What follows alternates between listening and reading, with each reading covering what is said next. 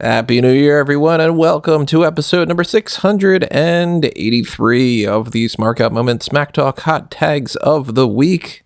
Kind of combining it with the pay-per-view point, kind of not.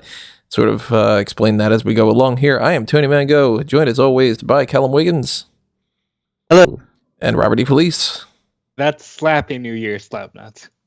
Yeah, well, I mean, yeah, if Jeff Jarrett has anything to say about it, it's going to be a great year for Jeff Jarrett and who knows who else.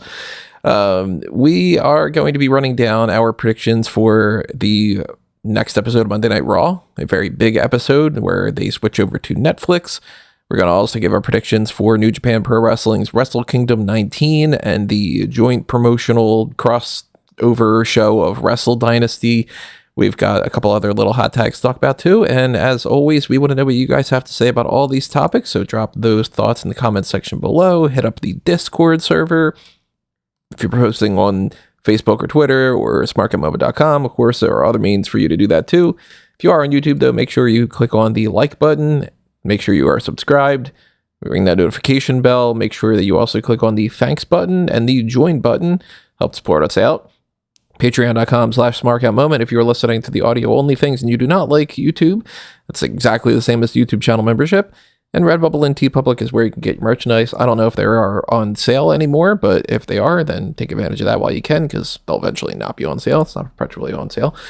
And we might have a dark cast coming up soon for the one to watch. We haven't quite figured that out yet. We normally do that as like our first main thing of the year, but it's 2025 and we're working with what we can work with and with my mental state and everything like that. And we've got pay-per-views and other things to talk about here. So I'm going to shift that a little bit and make that one of the dark casts instead. I don't know when we're going to do that, but sometime relatively soon. Can't do it this weekend. Too many other things to talk about. And we, of course, are going to get onto that train of the Wrestle Kingdom and Dynasty stuff and all. But let's take out some of the other hot tags and move them out of the way first. One of them being Dave Meltzer has said, which of course you got to take with a grain of salt because everything with Dave Meltzer is it may or may not happen. And if it does, then I said it may or may not happen. So I covered my bases. That the last episode of NXT Level Up that just passed by a week or so ago is out of the mix, and now there's going to be another show that's going to replace it, and it's going to be called NXT Evolve. Whether or not that is true, of course, remains to be seen, but if that is true, and we can work under that assumption, there are a couple of things that I would say right off the top of my head. One being, I just removed a bunch of Evolve stuff out of my, I keep a bunch of folders of different things, and like one of the folders I had was a bunch of Evolve graphics that I was like, well, I've been keeping this for a couple years because I always assumed that they were going to do NXT Evolve when they purchased Evolve and Sapolsky moved over and all.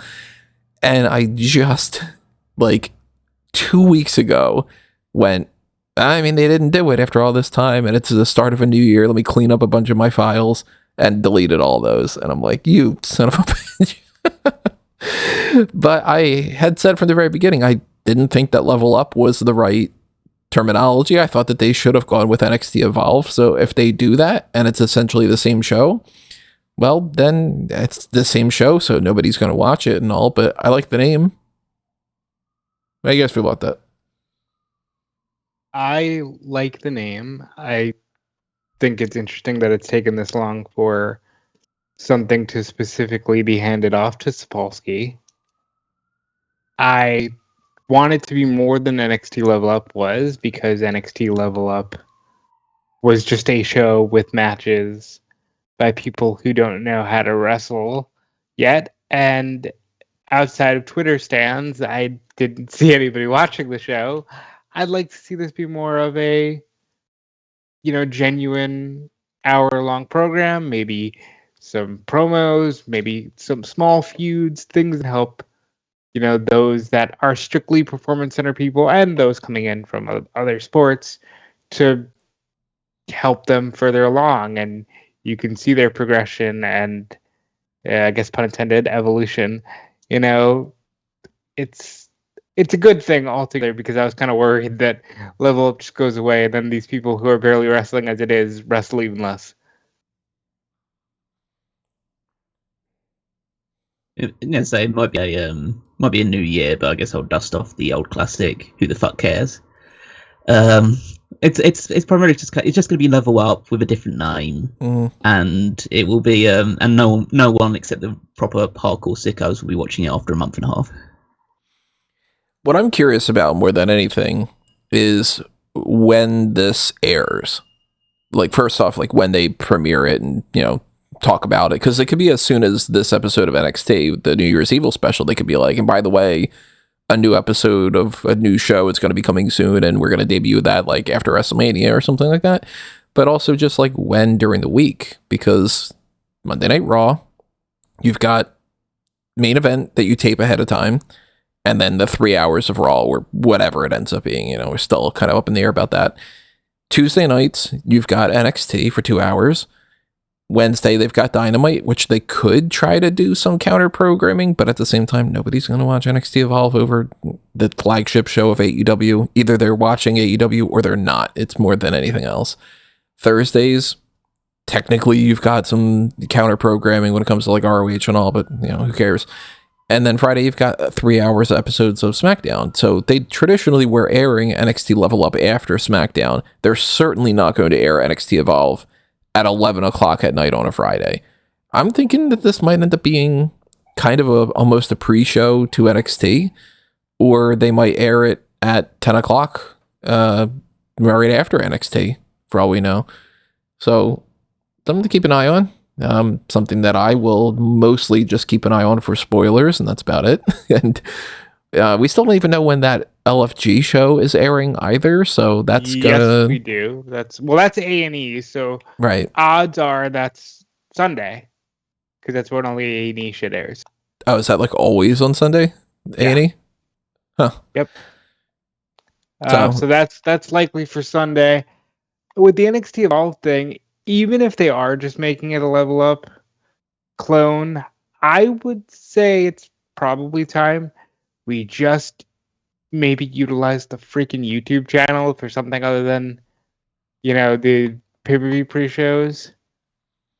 That's true about like where it even airs too, because is it the CW app? Is it Peacock? Is it the NXT thing, the WWE YouTube thing? Because they've got like the Vault thing that's kind of switching around a little bit. Is it Netflix?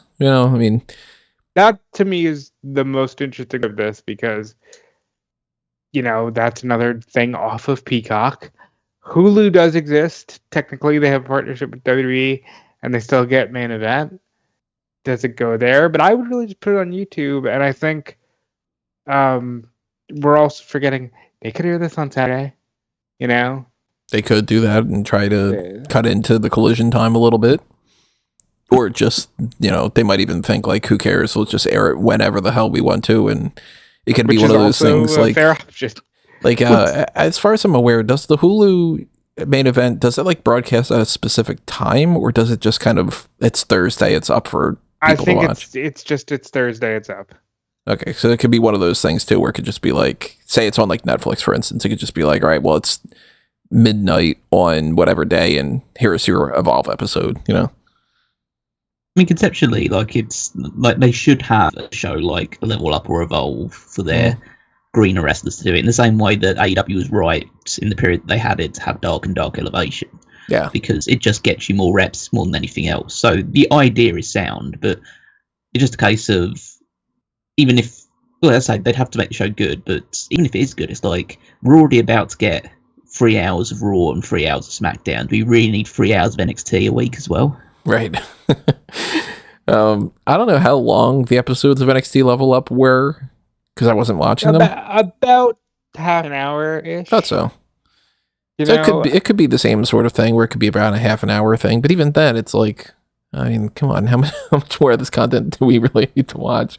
And that's not even counting TNA and ROH and, so on and so forth, which, I mean, this weekend alone is really going to be one of those things where I'm like, man, 3 hours of SmackDown, and then it's just a few hours later we start Wrestle Kingdom, and then that goes for a few hours, and then a few hours after that we start Wrestle Dynasty, and that goes for like 10 fucking hours or something. And we'll get into that when we do that. But another hot tag. According to the hold on, because I'm just looking it up now. Yeah, go ahead. According to the Meltzer report, this show will incorporate storylines, promos, and be more of a structured TV show. So I'm guessing similar to the vein of the original 205 Live, where they actually did have stories and try to tell things like that. And in that case, if it's going to be an actual show, then my guess is a third show for Thursday. I mean, that's also the starting point that we know, like, there's been way too many of these shows.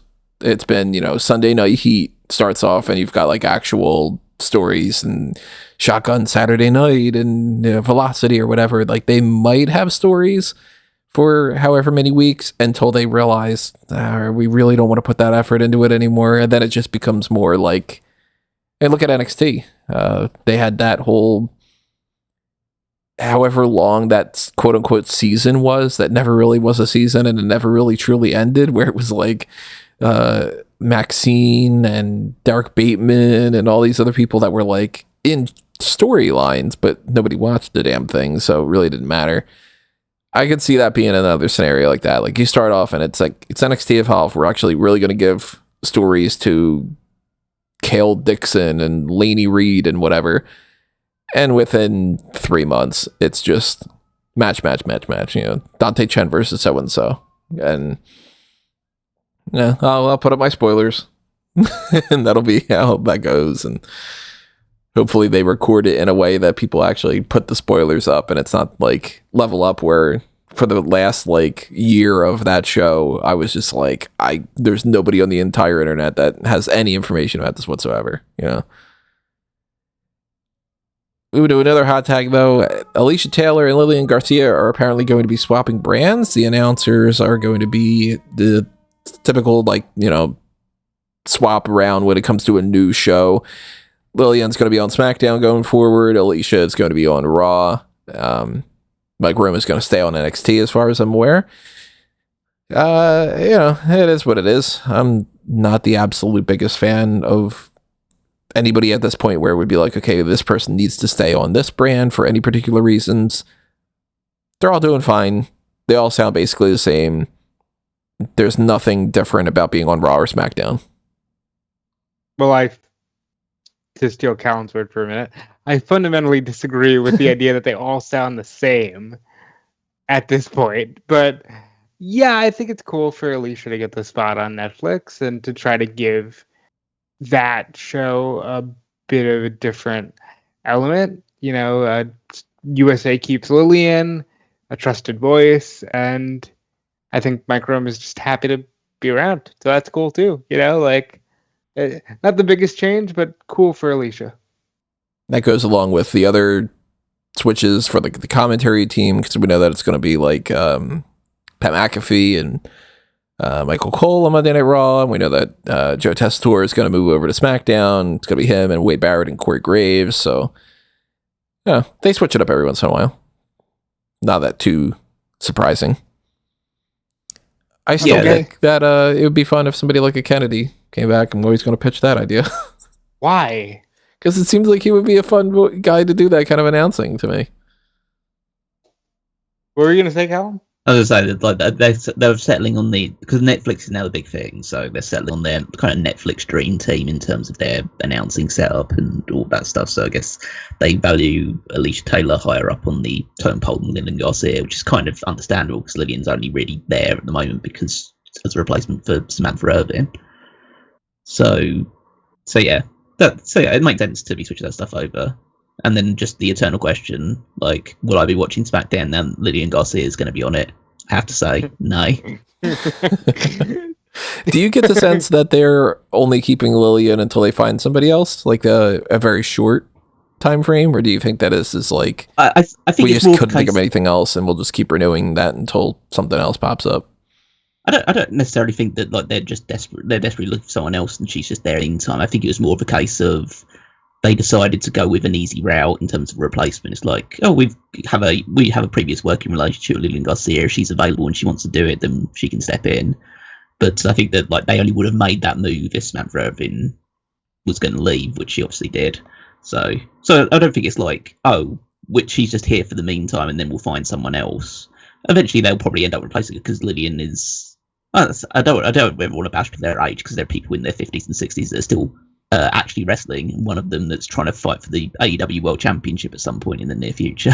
So I don't want to say like, but there's a case like the likelihood is that they will find someone else, but they'll probably, with Lilian in place and having the experience that she has, means they can have someone train them up in NXT or this NXT Evolve or in other areas before they transition them over to the main roster. Do you think in times like these they miss the days where they hired blanket divas who could either wrestle or magically be backstage correspondents or magically be ring announcers when A and B didn't work out? Because that really was a thing that they used to do. Like Eve Torres, before going on to be like a 5-time champion, did all the ring announcing and shit, didn't she? Oh, it was like a rite of passage almost. Like, if you were there and you were the stereotypical hot 20-something-year-old woman, you were a backstage interviewer, you were an interviewer for like panel type things. If they needed somebody to slot in there, you did ring announcing. Like, I think that somebody like a Devin Taylor probably wrestled and did all three of those things. You got like Jamie Keys was somebody that I remember them having as like an NXT announcer. And it's like, you just, I don't know, you can't throw somebody into something without having that skill and just expect them to be great at it. And it's a shame too, because it's like, I'm sure that there are some fantastic people that could be great ring announcers. And they just don't seem to want to look around and hire them. It seems like that's almost harder for them to find than the backstage interview types. And I mean, I would assume if you just do a quick Google search, you could even find people, you know? It's going to be interesting to see how they move forward. And I'm talking like deep into the future when, you know, you can't have Michael Cole forever. Where are you finding these voices? You know, are you just going to eventually finally call up Vic Joseph, or are you actually going to look for, you know, like a Joe Tessitore? Like, he's good. I like him. He's skilled, and he comes from something other than wrestling and isn't completely ingrained into that world yet, but they're going to have to start looking elsewhere. Well, speaking of intros, let's talk about the new theme for Dynamite.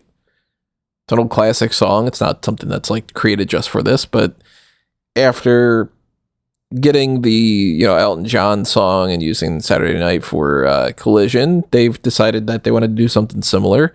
So Dynamite now has an intro of "I'm So Excited" by the Pointed Sisters. Pointer. And I see a lot of backlash for this, and I see a lot of support for it, and I'm kind of in the middle.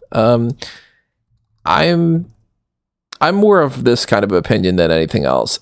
I like the song. I don't know if it necessarily fits, but it's not something that's a problem to me. So I really don't care. You know? But I see a lot of people that are like very upset about this for some reason. I can't say I lost sleep over it, but it's silly. This is silly. What is this? Like, why?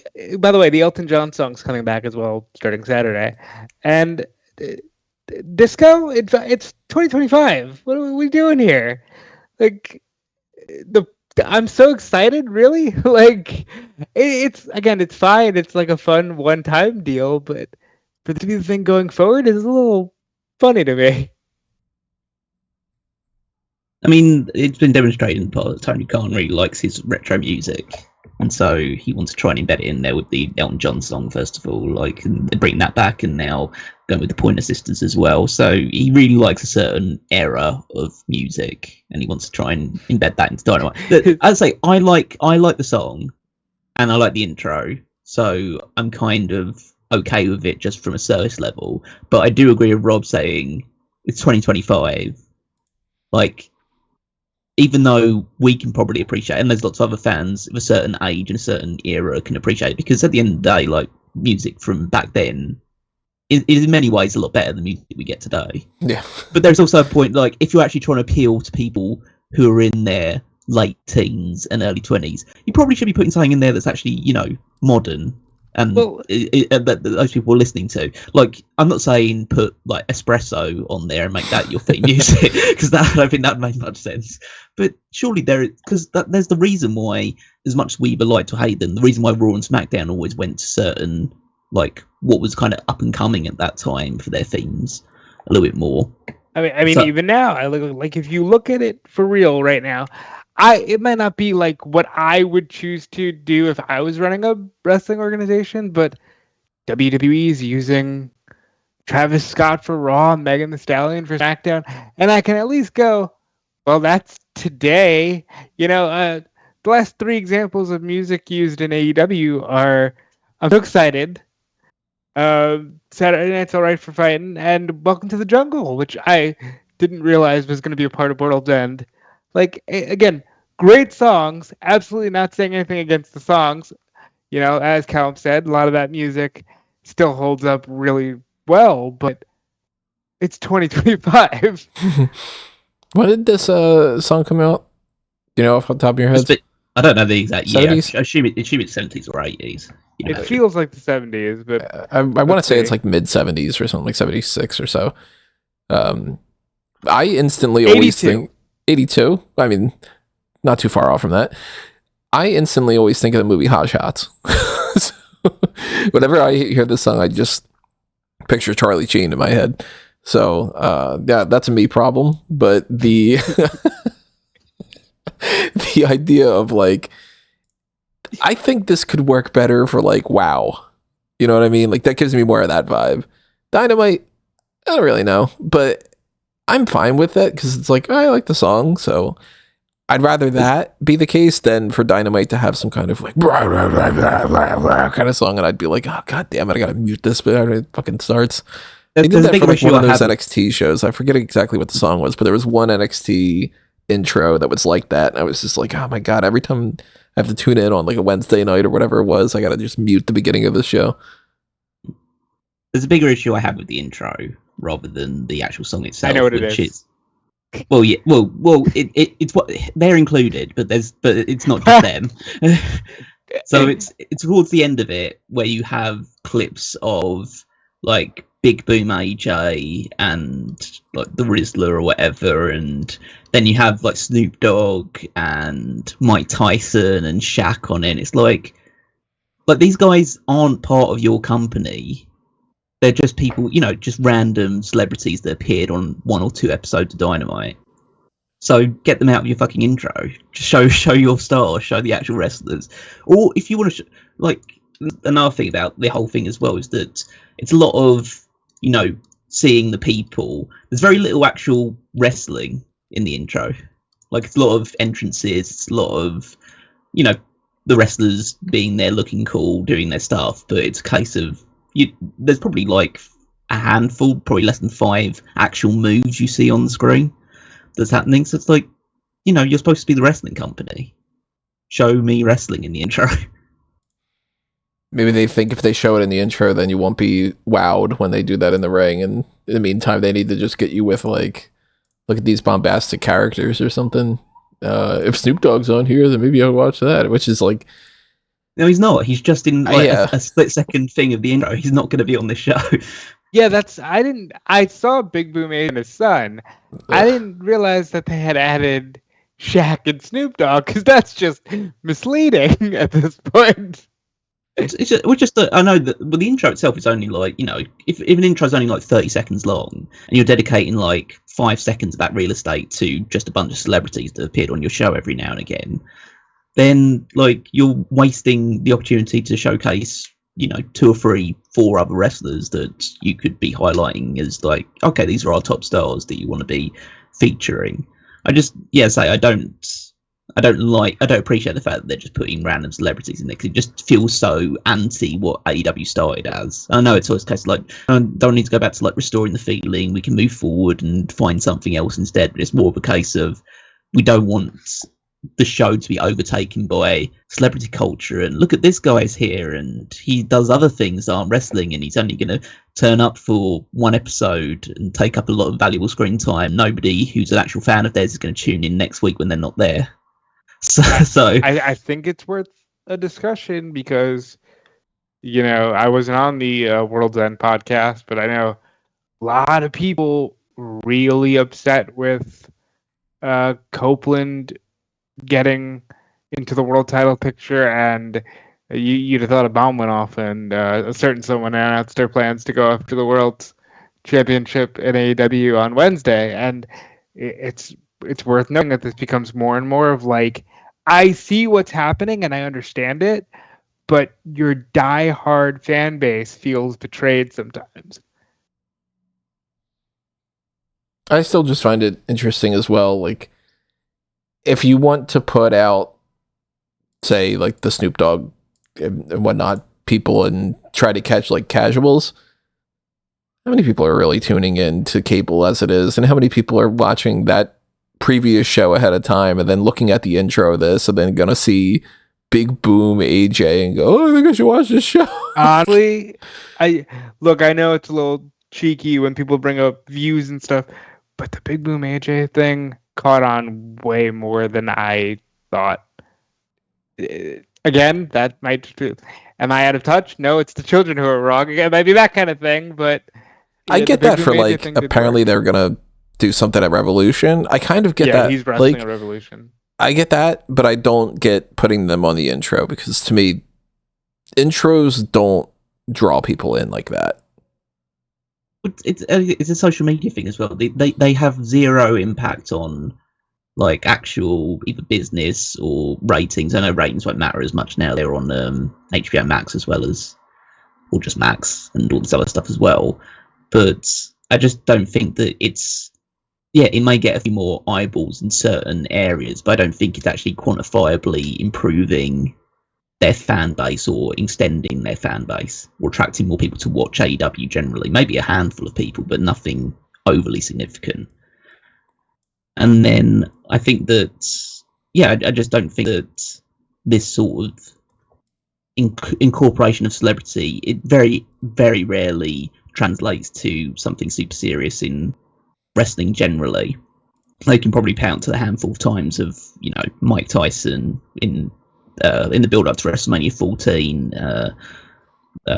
I guess Dennis Rodman and the other basketball player Cole Malone in WCW. Outside of that, it very rarely has a significant impact. But I think people forget as well that worked because they were culturally relevant, you know, and like Shaq and Snoop Dogg, they're institutions, yes, but I saw Snoop Dogg perform at the Game Awards and it was very much like, I'm not going to say how do you do, fellow kids, but you could tell that, like, okay, the younger people in the comments they're not with us, you know what I mean? At a certain point, it becomes kind of like that Simpsons episode where they're doing the Radioactive Man movie, and it's like, hey, that's Mickey Rooney for like little kids, and do it for me, Millhouse. Like, isn't Snoop Dogg like 70? Is some like 15-year-old gonna be like, oh my god, that's Snoop Dogg? Well, no. First of all, no. Snoop Dogg is not 70 years old. Isn't he like close to it or something? How old is this guy? I don't know. How old? I mean, if I feel like I feel, then he's got to be somewhere. He's 53. Take 53. It easy. Take 53. It easy. That's damn near 70. But it's one of those things like, and I don't want to say this as well because like I don't want to like appeal to just a load of like, again, well, it's more about the case of it shouldn't be just a standard of if we don't like it, it must be good because we're old or we're getting older. True. And it should be a case of like, oh, I don't understand today's music or like what these memes mean or anything along those lines, but they must be good and they should just go for it. It doesn't need to go that far, but there is a point of saying that if you lean too much into, oh, this was popular in the early 2000s, why aren't people embracing it anymore? Then you could find yourself in like just falling behind the times and failing to capture the current audience, which should be the lifeblood of your promotion and any business in any walk of life moving forward. That's, of course, if businesses stay around. It's 2025. Exactly. We don't know how. Well, that's why a lot of business go out of business. Yeah. So. Well, a lot of kids these days would be saying that you just need to cope with that. And that seems to be a word of the week, because this is another one of those like type of moments. But Adam Copeland has shortened his ring name, and you might still call him Edge, depending on where you like became a fan of him and all. Like, to me, he's just always going to be Edge more than anything else. But he has decided to go by the rated R superstar Cope. And apparently this has been like well over a year in the making, where he had like people posted a thing about like an interview with Renee Paquette where he was saying that he really wanted to switch over to just Cope. And I have not seen a single reaction on any social media or within like group chats or whatever with friends of mine or anything, anybody saying anything but, wow, this is fucking stupid and I hate it. And for multiple different reasons too, but they all kind of come back to this idea of just like, this sounds dumb. And look, if he wants to do it and it's making him happy and whatever, then that's fine for him. But just the same as anything else, you're allowed to have other opinions. And as an entertainment-based product, I am fully aware that we are able to have our I'm not entertained by this type of a reaction. I think this is so dumb. And I love the reactions of people that are saying, like, why didn't he go by this name as well? My favorite being, why didn't he just go by Ledge? Which is like, that would have been fucking stupid too. But at the same time, the funny thing about that to me is I think he's trademarked Legend with the Edge in the name.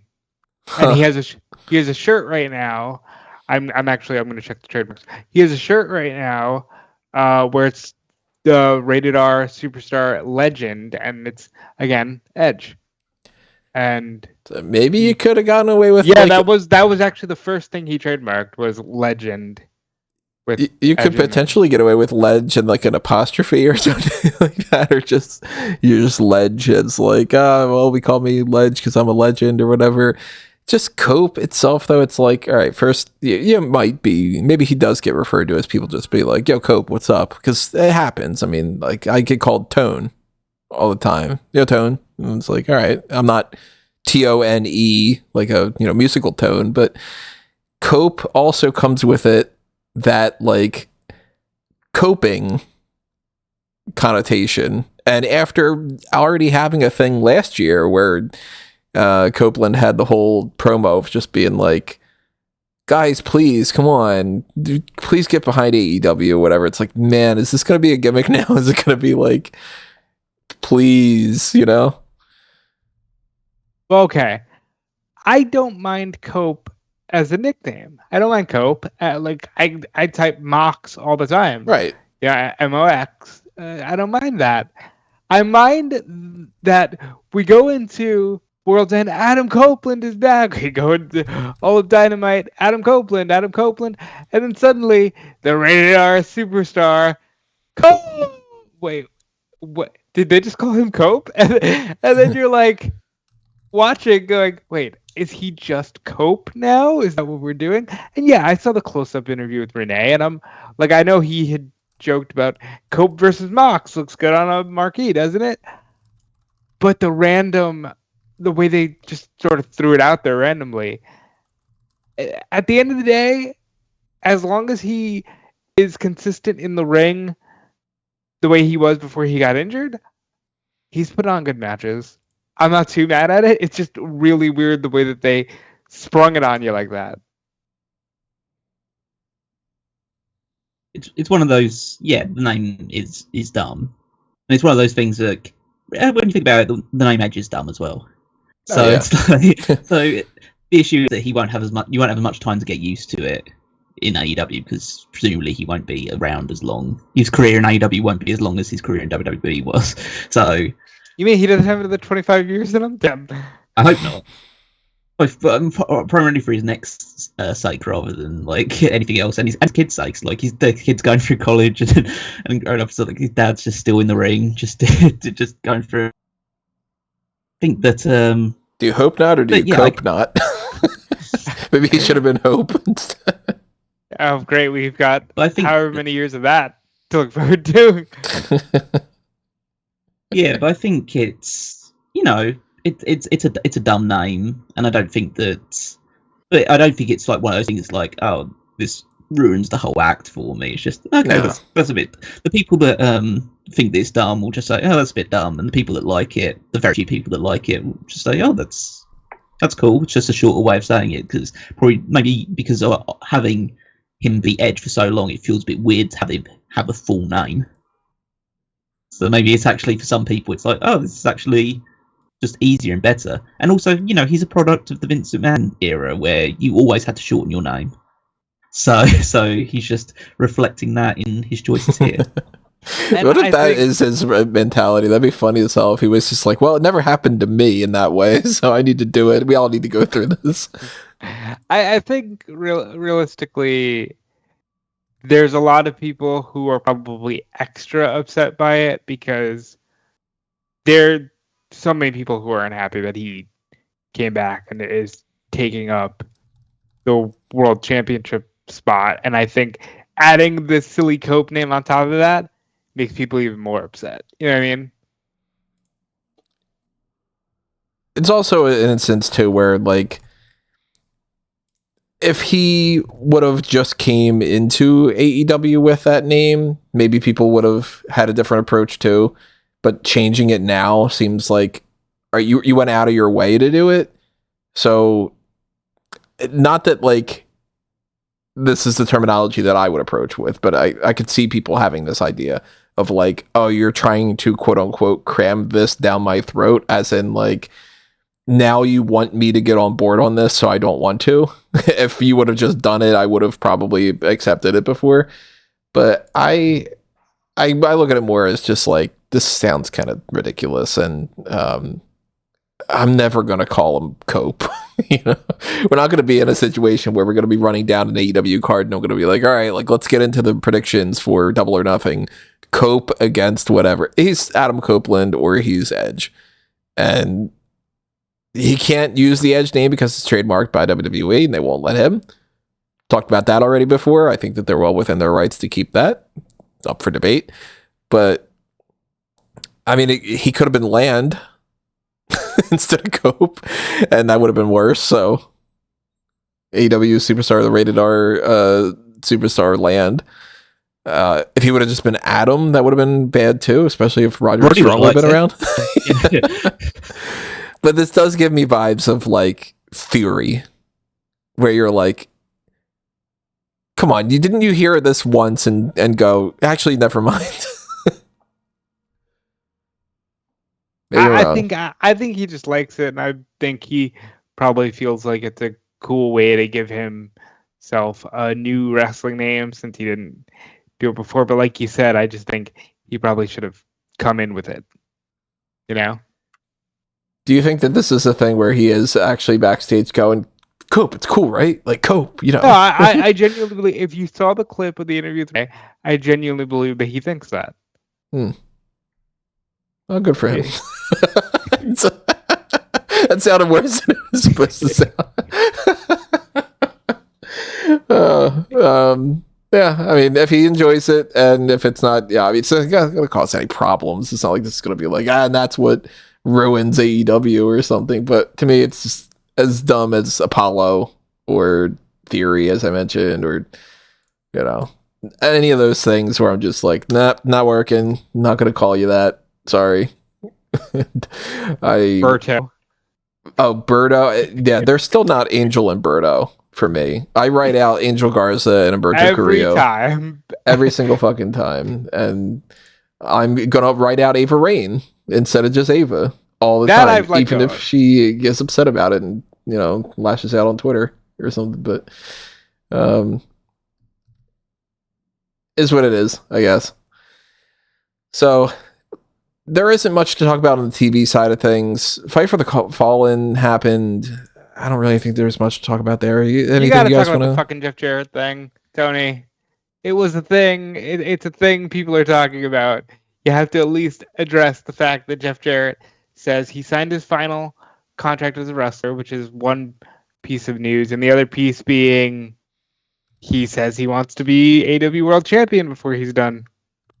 Callum, how much do you hate it? I mean, as I say, I'm okay with it to the point that he's not going to win the world championship. So this isn't like a Sting thing where he'll win a gold watch of winning the tag titles or even like the TNT championship or something like that. Like he's saying he's going for the world title, he's not going to win the world championship. He'll have a world title match. I mean, that would be I think the best outcome of all of this is that he has that world title match and it's against a kind of monster heel champion, whether it's Mox or anything else, and then they just kill him.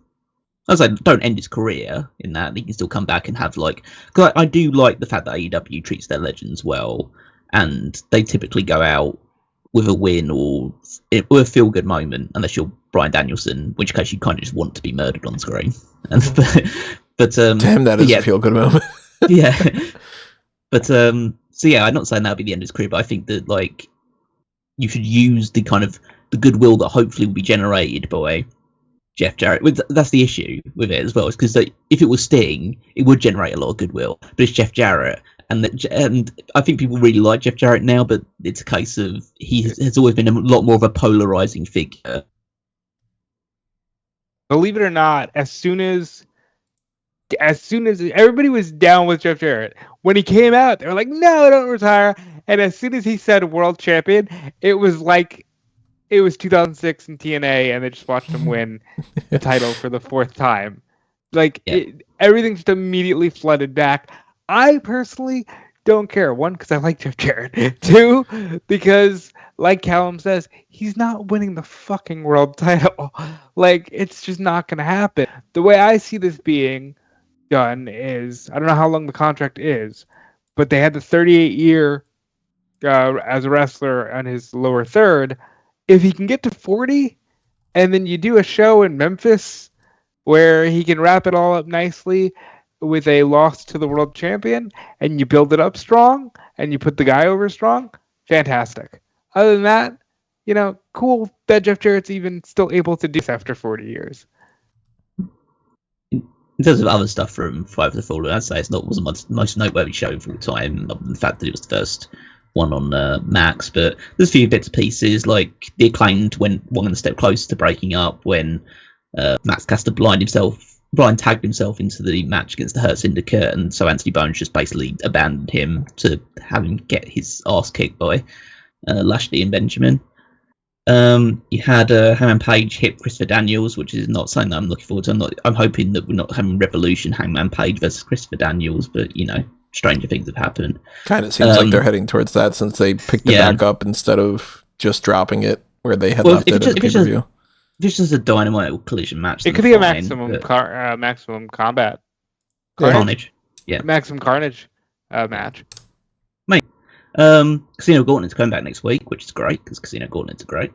And Jay White earned the right to be the number one position in that match. But the most notable thing from that segment was the Ricochet cementing his heel turn by stabbing Swerve Strickland with a pair of scissors multiple times. Which I loved. This angle was great. I love the fact that he was just wearing a suit while doing it. And it was like a white shirt with Swerve Strickland's blood all over it.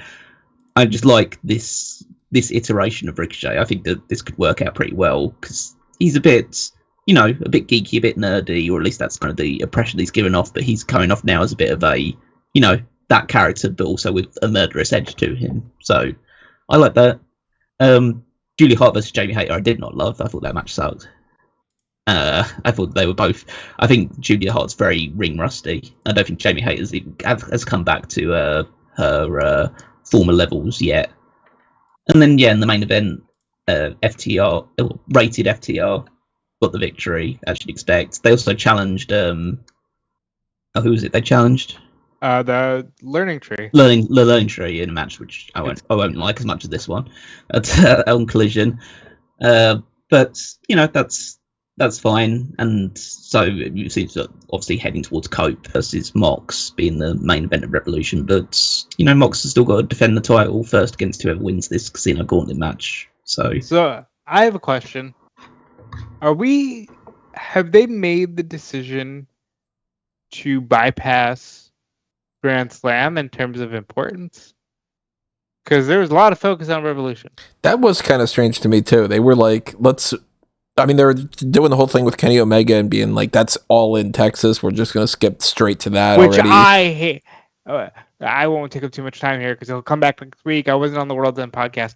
But I'm not a fan of them just being like, see you in 7 months. Yeah, that's very WWE WrestleMania. We'll see if we get around to it next year. And if we don't, then fuck you. It's Cody Cena for some reason.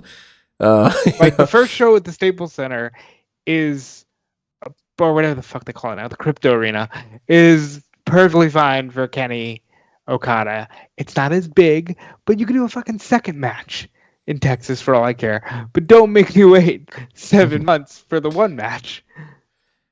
But they are like kind of just skipping straight to Revolution and showing that graphic more than anything else. And it's very strange because as far as I'm aware, I mean, Grand Slam is a pay-per-view. It's it should be on par as the rest of everything else. They don't have their I guess at this point, All In is becoming the thing that they're focusing as that's their WrestleMania. But at the same time, AEW for 5 years didn't have a quote unquote WrestleMania. At first, it seemed like it was All Out. It seemed like it was Double or Nothing. For a little bit, it was like, oh, maybe it's Revolution, I mean, whatever it might be.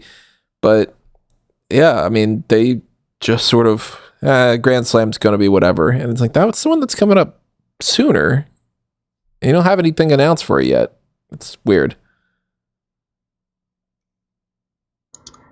It is a little odd that they are just skipping ahead to Revolution. Maybe they see Grand Slam as more of a special event as opposed to a full-fledged pay-per-view, because I imagine this would just be a one-off, because Grand Slams in the past have all been television shows anyway. It's never been a pay-per-view event, so maybe there's just that sort of mentality attached to it that they don't attach to Revolution because it is one of their original state of pay-per-views.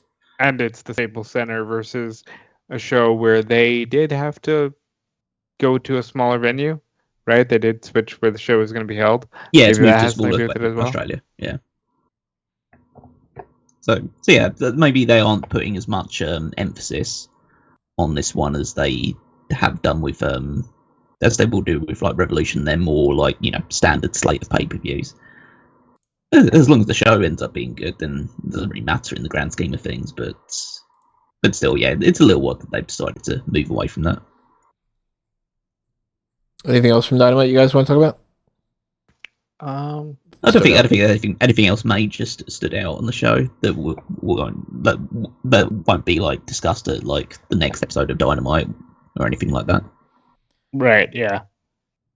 Now, SmackDown tonight is going to be the first 3-hour episode of that, in a way that we're going to get whatever their plans are for how they're going to balance that out. They still haven't declared anybody as officially moving between rosters, so yes, they did. The 100%. They confirmed Strowman at least. Is he confirmed on the website as well? I don't know if he's confirmed on the website, but they confirmed him on SmackDown, and that's good enough for me. No, because even when they confirm people on commentary, sometimes they don't switch him. He's still they made a point of switching the Raw graphic, and he's still listed as Raw. So I don't know I saw one report that said that they quote unquote want to use this time to show people that they haven't been showing much, and the example was Blair Davenport, which is okay, that's not gonna do anything because Blair Davenport, since she's joined the roster, has been treated like she's shit. So if you want people to tune into the show, you don't go, hey, remember all those people you didn't think were worth it? Do you want to see them? Because people are going to go, no, who the fuck are these people? Oh, they're the losers? You're going to show more of the losers? That's not a good idea. This is my personal opinion, but I think a lot of focus is about to be put on Gunther for SmackDown. and they haven't even moved him. It's just the way that I'm seeing this pan out is almost like I can imagine Roman's going to want to be on the Netflix show.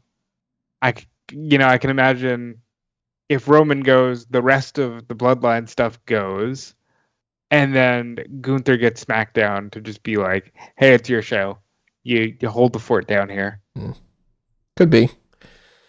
But tonight, the only things that they've announced, which is like, that's not a great start either. I hate when they do that.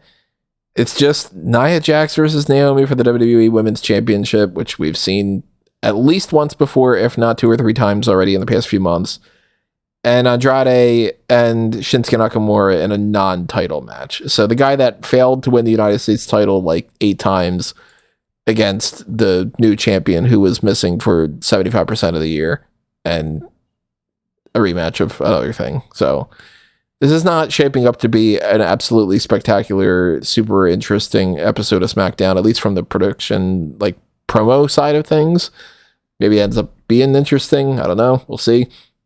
But that will switch us over into the Raw side of things. So Raw's Netflix debut coming up this Monday is essentially being treated as a mini pay-per-view. It's a special episode all across the board.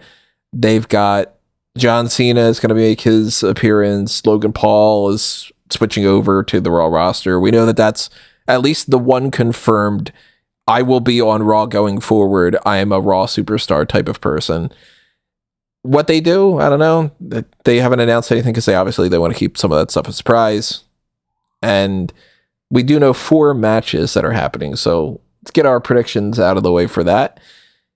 Jey Uso is going to fight Drew McIntyre. And I am assuming Drew McIntyre wins that match because he is the guy with a little bit more momentum. And Jey can take a pinfall and the fans will still cheer him. Whereas if Drew McIntyre loses, then I don't know where they go from there. But I'm going to say Jey Uso drops the ball on that one. Whether or not it's, a cheating type of thing or it's just Drew hits a Claymore and beats him. I can imagine a little bit of Bloodline interaction here. Maybe this is the night where we get confirmation that moving forward, the Usos will be on the same brand. But yeah, I imagine Drew McIntyre is winning.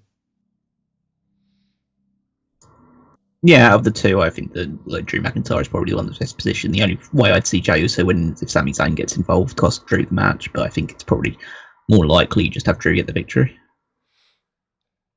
Liv Morgan is defending the WWE Women's World Championship against Rhea Ripley in what was supposed to be a last woman standing match, yet all the graphics and all the promotional material for that has now dropped that stipulation.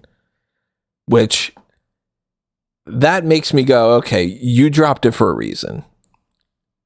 You don't want it to be a last woman standing match. Does that mean that you want to have a disqualification?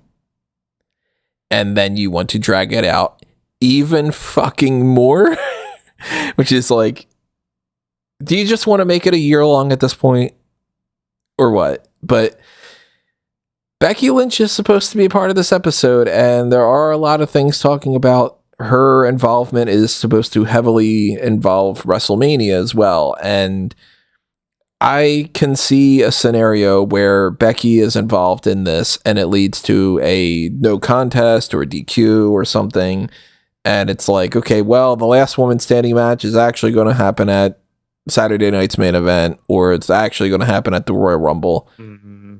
And Becky is like, either she tries to help out Liv Morgan in some weird way for some reason, which I wouldn't think would make any sense, or more than likely the Judgment Day gets involved, Becky tries to help out, and it leads to some kind of weird thing. And, it's that kind of, pro Rhea Ripley, and we're going to look at each other and go, yeah, but, if you win that title back, I'm going to look for that title too, because I had my thing with Liv. And I could very well see this being a dumb scenario too, dumb in my mind at least, where Becky is back and she's mad at Liv, so she goes after Liv, and that causes a DQ, and Rhea is mad then because she lost by DQ, and you get that kind of schmaz.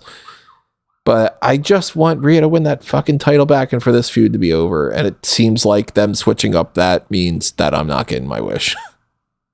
Well, first of all, we don't know if it was ever actually intended to be a thing. Wasn't that the fucking thing that they said? It was on graphics and stuff. As announced on main event, which is already fucking massive tub of salt, not even a grain. If something gets announced on main event, but also they could just keep it as a last woman standing match. I don't think this doesn't change my perspective too much, in that I just think it's time. Fucking move the title to Ripley. Becky Lynch comes out, and there's like an acknowledgement of, hey, you've got the title, I'm back, that thing is mine. We're gonna go again at WrestleMania. And if you want to do a last woman standing match, there is still the Royal Rumble, there is still Saturday Night's main event, but it can be a different match with Ripley as the champion. At least make that move. Do you know what I mean? Yeah, I mean, make that like Liv's last chance to win the title back or something if you need to keep those two feuding with each other. How many times can we see Liv Morgan has the Judgment Day, Rhea Ripley comes out, she beats them all up, and it means absolutely nothing? Apparently 150,000 times is their answer to that. But I'm sick and tired of it. That's the kind of shit that makes me just want to like not watch, because to me I end up being like Boy Who Cried Wolf type of scenario. Like, I went into this episode of like, okay, this Raw episode's going to be really important, and we're going to get a title change with this Rhea thing. It's going to finally separate that, and the last woman standing thing kind of cements that. And now that they took that away, and now it's giving me that vibe that they're going to continue it, I'm like, that's probably going to be a segment where I'm busy doing something else, and I'm just not going to actually watch the match, because if Rhea wins and it's a standard singles match, I'll just go, oh, look at that, they actually just did it. I don't wonder why they didn't do the gimmick, but I won't have paid any attention to it because I'll expect it'll have been a waste of my time. So I'm going to say Liv Morgan somehow retains, even if she loses by DQ or something. It is a tough one to predict, just due to the circumstances. Removing the last man standing, it does open up the possibility of a Smalls finish, and so Liv will retain the title that way. I think that they'll probably go with Rhea winning, just because I think it's like a big moment to have the title change hands and have Becky Lynch involved in it as well, to prevent the Judgment Day, or prevent Raquel from getting involved and costing Rhea the match. So yeah, I think the title will switch hands and go to Rhea. But I mean, the other alternative is the reason why they switched the thing is that they're not expecting this match to go very long. Or, yeah, like, that's the thing that I could say about, especially with Rhea's recent history, is that she's injured or something, and that, I'd say, like, that's just pure speculation. I've got nothing to back that up by any stretch of imagination, but the fact they have switched from a more violent match, which you assume would have gotten like a good solid 20 plus minutes for them to throw each other around and put themselves through new weapons and put themselves through barriers and announce them and stuff like that, sort of just a regular match which could end in a matter of minutes, maybe indicates that one of them might not be able to do the type of match they were doing beforehand. So, but again, that is just pure speculation. But I also think not only that aspect of it, but the idea of there's a lot of shit on this show, and I know the consensus here is that it's just going to be 3 hours. They are not committing to anything, and I'm gonna guess Roman's getting more time, Punk is getting more time, and Cena will get as much time as he wants. So maybe they're gonna say, hey, switch the belts here, or switch the belt here, and then if we need to run back last woman standing, there's Saturday Night's main event or the Royal Rumble for that. I hope that it's for a reason that like isn't just fuck it, but it's actually like, okay, this is a plan, this is a strategy that we think is going to work. because I don't like the idea of, let's face it, put it in more transparent terms. We'll give it to you and you'll fucking like it, or you won't. We don't care. And that happens too much across the board and too many other things. So eventually you do stop caring. And, you fuck around and find out. It's going to be a recurring theme for at least a little while. I look at that as a downgrade, though, for the show, for sure. And I guess we're going to see if the belt changes hands. I'm not going to pre-write up the belt changing hands like I was originally planning to. But I think that we've got some, pretty interesting possible scenarios when it comes to that. If you just do the ambiguous Rhea Ripley beats Liv Morgan for the title, you're going to use it at some point in the next 30 days. See, almost always when I do that, though, then it ends up being like, it actually turns out that Rhea Ripley has an injury or something, and then she's out for the next 4 months, and she's going to miss Mania and whatever. That's happened too many times for me. I'm like, no, I know full well at this point, my lot in life is if I try to make something easier, it's going to infinitely make it worse. So it's better to just take a punch to the face instead of trying to block it and then getting punched in the balls. It's a good metaphor in a lot of ways in life, I guess. CM Punk and Seth Rollins are going to go up against each other. This, of course, it should have been a WrestleMania match last year. They decided that they don't even want it for this year. Maybe it's really not shaping up super well in my mind, but hey, they're doing this for this show instead. I'm going to be really mad if this ends up just being Punk and Rollins don't have the match because somebody gets attacked ahead of time or some kind of like weird shenanigans like that. Just do the match. Whoever wins, wins. I kind of feel like Punk is going to win and it's going to send Rollins into more of a spiral. So I'm going to go in that direction, but you could flip a coin and we're not going to know where the purpose of this and how this is going to go and all until afterward. So I'm just going on for the ride. First of all, I thought these two set up this match with a great promo on last Monday's episode of Raw. And I mean, it's a strong promo when everybody who claims to be super duper, nothing affects me, I'm super smart to everything in wrestling on socials, was just crapping themselves over some of the lines mentioned here. I thought it was a good move to do it on this show. I did not want to see this dragged out to Mania because I want... Look, there's plenty of other places to do it. I want Punk to get his freaking Mania main event before something else happens where he doesn't get to do it. And I think Punk wins here. And it's, by the way, it's super cool that so many of the people competing on this show don't normally compete on TV. That's kind of why we're doing basically a pay-per-view point here, because Rhea doesn't usually wrestle Raw anymore. Punk hasn't wrestled on Raw since walking out of the company. And, we're going to talk about Roman in a second. Like, I think this is a cool thing. I hope to see them wrestling on Raw moving forward. But yeah, I think Punk wins. And what would be a really good match?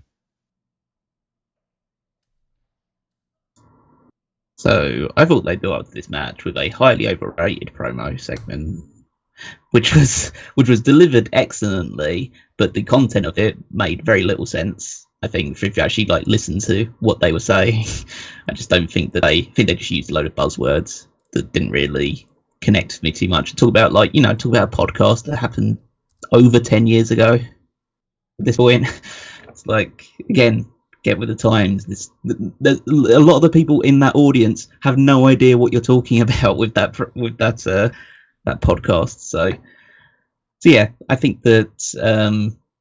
But yeah, I think that the match itself will be really good because I think both guys really want to impress with this one and show each other up a little bit, because I think that at least that promo gave me the sense there is that real animosity between the two of them, and they do want to, put themselves in put their best foot forward when it comes to WrestleMania plans and everything like that. Because I do think that there was also a big reason why this match is happening here is because there probably was a big incentive for both of them that they wouldn't be facing each other at WrestleMania. So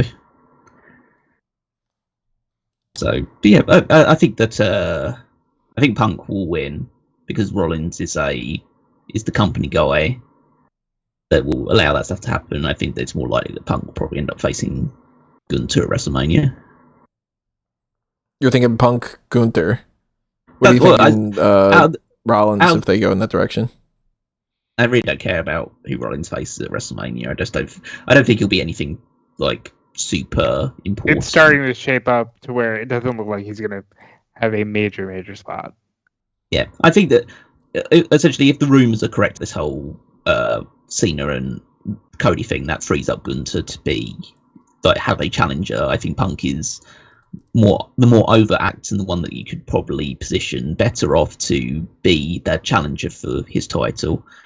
So I think otherwise you'd probably end up sticking Rollins, Justin, maybe Braun Breaker for the Intercontinental title. Oh, that's something I hadn't given thought to, but he's going to end up needing a major match at Mania as well, and I can see the puzzle pieces falling to where that could be it. I like where your head's at, Callum, but the only problem is same person reporting Cody Cena is reporting Punk Roman. That's just weird to me that's happening. But then again, Rock's not going to be somewhere. You need something for Roman to do as well. But that's, and I'll just say, Sean Ross Sapp also said this all is very much fluid, depending on if The Rock just decides, I'm doing Mania. Right now, they're operating that he's not, but if he just decides he wants to, plans change. I still just don't see where Punk, Roman, how with Heyman's the link there. I know that Heyman's the whole thing with the favor, but would the favor be okay? Roman Reigns is declared as I get main event no matter what, even if I don't have a title, and then Punk goes, well, then I want a main event against you, and it's a non-title match, or do you just take the belt off of Cody or Gunther, and if you do, then fuck that guy, right? Nothing makes sense to me as far as Punk asking Heyman for a favor and that leading to a Roman Reigns match in the main event of WrestleMania and it being a non-title match or a title match. I think the story getting there is going to be heavily revolving around Heyman and probably the Rumble match itself and a main event of WrestleMania. Because the way this could shake out is, maybe they do maybe it's like a Brett and Luger finish at Rumble, and they both have to fight for a world title. But I think at the end of the day, if they're saying that's the way it's shaping up, there's probably an easy way to switch a title very quickly to either CM Punk or Roman Reigns after Cody gets done with Kevin Owens at Royal Rumble. I think both the Romans in this, again, we'll talk about that, the Romans on the show, probably means that he is likely moving to Raw in the future for the Netflix deal. Probably. So I could totally see a scenario where he just beats Gunther at Royal Rumble or the Saudi show in the build-up to WrestleMania, or whatever shows, the Elimination Chamber, that wins it in the Elimination Chamber against Gunther. Gunther just gets relegated down to a match against Sheamus or something. Yeah, and that sucks for Gunther, though. That's why I'm I hope that's not Gold. What they do. Or Goldberg or WrestleMania. But yeah, at the end of the day, it would suck, and I wouldn't like that either because I was a big fan of Gunther. But at the end of the day, Gunther's not as big a draw as these guys. And if they want these guys to be the main event of WrestleMania, then that's how they do it. The reason I don't think it'll be Gunther, that'll be that build, is because I can't see, and that, granted, they've done this plenty of times in the past, so I could just be fucking wrong. That I can't imagine that they don't take the Cody belt instead of the Gunther one, because they made it pretty clear that the creation of the World Heavyweight Championship was secondary to the WWE title at all times. So I just imagine it's, hey, Cody gets by Owens. Hey, elimination. Cody defends inside of a chamber. Insert either Punk or Roman walks out, and then your WrestleMania match is Cody Cena no title, which I wouldn't love, but it's Cody Cena no title, and then it's Punk and Roman in the main event for the world title. I'm not liking how WrestleMania seems to be playing around at this point. I'm getting very like, oh, you're just feel like we letting say that every year. But and I don't agree because Cody Cena's a great idea. Punk and Roman has to happen. Admittedly, until we started having this conversation, I assumed it'd be Cena beating Cody for the title. But with this conversation, Cody Cena only works if it's a title match. I feel like. But I would agree. I would say the same exact statement for Punk and Roman. Right. That's where I'm like, I don't think that they know how to stack all the cards in a way. And, but I mean, even on this show, it's Roman Reigns versus Solo Sikoa for the Ulafala and the whole tribal combat scenario. So is this going to be where The Rock shows up and he influences the match and he causes Solo Sikoa to win? Is this like just the end of this feud and fuck you, Solo, you get a Superman punch and a spear, you lose, Roman Reigns is back on top, and that's, you can fuck off for WrestleMania 2, and we're just going to ignore the Rock thing for another full year, and Roman's going to just do completely other things, and Solo's going to go back to being a mid-carder? Like, I feel like there's a good chance that everything is falling apart lately with that. But and this is me being honest with you. I love you to death, but I think that's just because your lens right now is skewed very much towards nobody gives a shit in anything, and all the world is. Yeah, I mean but I mean, they got to prove me wrong.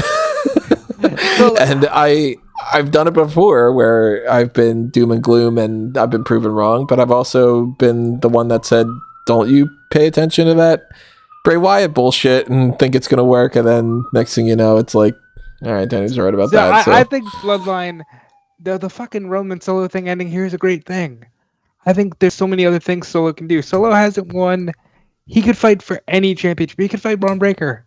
And it's a match of two future, guys who are gonna carry the flag for this company moving forward or whatever. But there's other things for Solo to do because there's so much he hasn't done. We need to get over this Ulafala thing. We need it to end. So I'm all for it ending here. I do think we see The Rock. Given all the reports that he's not doing Mania, I can't imagine he does too much. But I do think we see The Rock on the first Raw on Netflix, if only because he's been in every commercial. I think that they would put him on the commercials regardless. Well, yes, I do as well, but I also think... if they could put Big Boom AJ on there. I think Roman wins here, and we move forward with everybody. That's what I'm really excited for. And this is the optimist in me that gets crushed every day. But I'm really hoping we get to move forward with this show. Rio wins, Punk wins, Cena is going to declare for the Royal Rumble because what else is he going to do? And we start to move forward into new stories. I don't see new stories happening until after WrestleMania, but regardless of that, I think Roman's going to win here. He'll get the Ulafala back.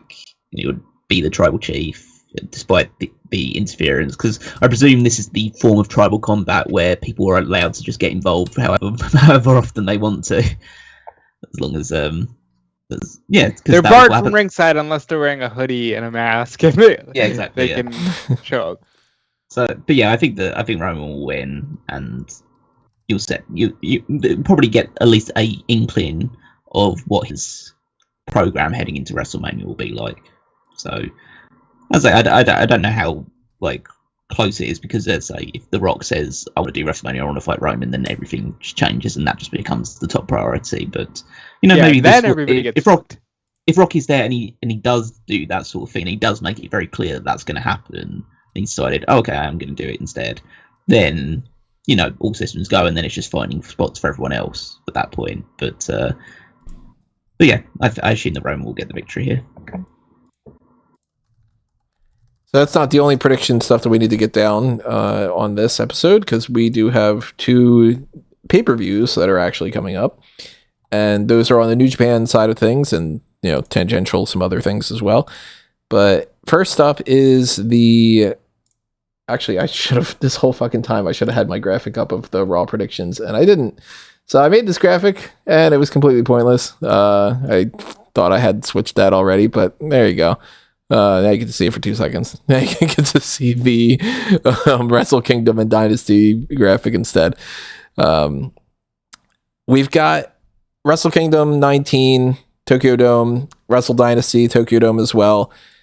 This is going to be a busy day, Saturday, because it leads basically one into the other, just a few hours of downtime. But the matches that are scheduled for here, some of them do influence the next night, so that's why we're going to go in chronological order on that front. I, of course, do not know a good portion of what is happening with a lot of this, because I don't follow that in the same way, which is upsetting for some people online, which bitch and complain, go all you want. If some people want me to write up this stuff, and other people... Yeah, some pain in the ass was just like, oh, you always say that you don't know anything about this stuff, and then you write about it anyway. And it's like, that's because people ask me to, so I fucking do it. But hey, there's plenty of people that can fuck off, and that's just one of them. I do have some opinions about some of these things, though, but for the most part, my overall opinion is I don't really know. So any of those, I'm just going to kind of defer to you guys. But the lineup, at least, it seems like it's probably going to be in order of what it is on Wikipedia. It seems like that's usually the case. We know that that'll be for Wrestle Kingdom now. Wrestle Kingdom. The order. Yeah. But yeah, Wrestle Dynasty we don't know yet. That one's very much up in the air in terms of match order. So at the very least, we do know that they almost always follow that, and the Rambo is always on the pre-show anyway. So New Japan Rambo, #1 contender for the World Heavyweight Championship. Nobody's announced for it. It could be anybody. I don't know. Yeah, I mean, so the King of Pro Wrestling title has been abandoned. It's been retired. It's not going forward. Yeah, it's not going forward anymore. So the Rambo's now no longer just deciding which 4 random people will be fighting for that title at the New Year Dash show. Now it's actually determining who's going to be the next #1 contender for the World Heavyweight Championship. We don't know when that title match will take place, whether it will take place at the New Year Dash show, whether it will take place at the first New Beginning in Sapporo, one of the first major shows of the year for them. But yeah, it means that this match has some stakes to it, and it means that the person who wins it has to be someone who's fairly worthwhile to be challenging for the World Heavyweight title. So out of the list of people that aren't on the card here right now that you'd say would be among the favourites, you're probably looking at a Sonada, probably looking at Gabe Kidd potentially, maybe a Hiroki Goto if they want to throw a legend in there to, well, someone on the older side of things, or Yoshihashi in that regard. Maybe even one of the really old guys like a Yuji Nagata or Hiroshi Tenzan or Satoshi Kojima turns up in this thing. As I say, none of the entrants have been announced because it is supposed to be just random entry. So I guess kind of gun to my head, I think maybe they'll go with... I don't think they'll do Sonada, because just based on what I think the main event will be, it's odd that Sonada would get another shot at this guy. So I think I'll probably go with maybe Gabe Kidd. I think that could be interesting. I guess it's the pre-show, so it doesn't count. But his whole shtick right now is, I'm not on the fucking show, and I'm mad, and I'm gonna prove them all wrong. He's on the next night, yeah. He's only on the next night. So yeah, but I like the idea of a Yuji Nagata. It also depends on when this person is getting the shot, because could it be like a Suzuki, and we get Suzuki versus Zack at a New Beginning in Sapporo or something? You know what? In fact, I'm gonna stick with that, Suzuki. By the way, since we were just talking about this, Wrestle purists trying to put out there Rollins versus Gunther at Mania.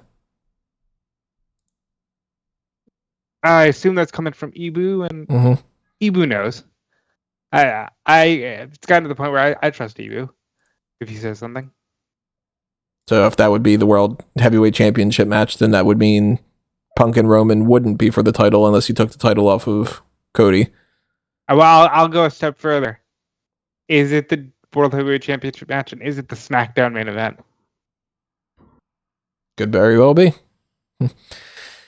But back to the Wrestle Kingdom side of things. There's a 4-way Tokyo Terror ladder match for the IWGP Junior Heavyweight Tag Team titles. The Intergalactic Jet Setters, Kevin Knight and Kushida, versus Ichiban Sweet Boys, Robbie Eagles, and Kosei Fujita, versus Catch 22 or Catch 2-2 or /2 or whatever. TJP and Francesco Akira, and the Bullet Club War Dogs, Clark Connors and Joel Maloney. Again, flip a coin, no idea. So I guess the story, if you want to say this going into this match, is that there was a junior heavyweight tag team tournament, as there usually typically is towards the end of the year, that the Ichiban Sweet Boys of Robbie Eagles and Kosei Fujita won. So by rights, they should earn the right to challenge Kevin Knight and Kushida for the titles on the show.